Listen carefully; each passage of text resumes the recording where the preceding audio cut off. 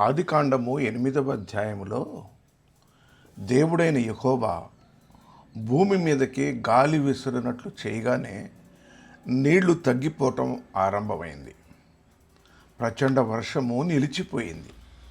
కానీ ఓడ వెళ్ళి అరారాతు కొండల మీద ఆగిపోయింది. 40 దినములు ఆగిన నోవహు ఓడ కిటికీ తీసి బయటికి చూస్తే ఆకాశమే కనిపిస్తుంది, భూమి కనిపించట్లా. అప్పుడు ఒక కాకిని బయటికి వదిలాడు.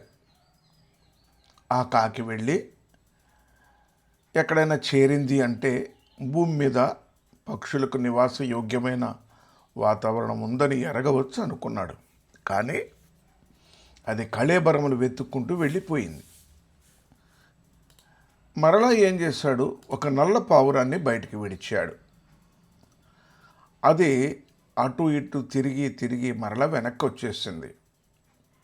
అనుకున్నాడు, ఇంకా సమయం పట్టుతుంది. పక్షులకు ఆలవాలమైన వాతావరణం లేనప్పుడు బయటికి ఎలా రాగలం అనుకున్నాడు. 7 దినములాగి నల్ల పావురాన్ని మళ్ళీ వదిలాడు.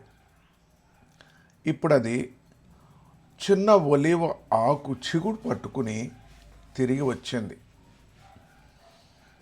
భూమి మీద నీరు తగ్గిపోయినని నోవహుకు తెలిసింది.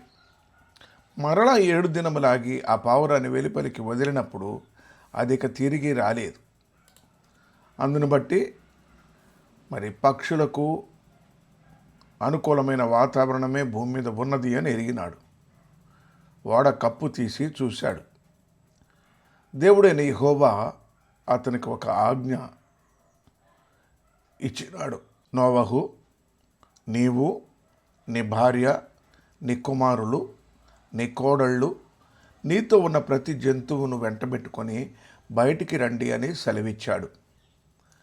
ఆ చొప్పున వారు బయటికి వచ్చారు. బయటికి వచ్చిన నోవహు ఒక బలిపీఠమును కట్టి దాని మీద దహన బలి అర్పించినాడు. దేవుడైన యెహోవా ఇంపైన ఆ దహన బలి సువాసనను ఆఘ్రాణించి ఇక ఎన్నటికీ సమస్త జీవులను సంహరింపను అని వాగ్దానం చేశాడు. అంత మాత్రమే కాదు, భూమి ఉన్నంత కాలము, వెదకాలము, కోతకాలము, శీతోష్ణ స్థితులు రాత్రింబవళ్ళు ఉండక మానవని దేవుడైన యెహోవా తన హృదయములో ఆనుకొనెనట.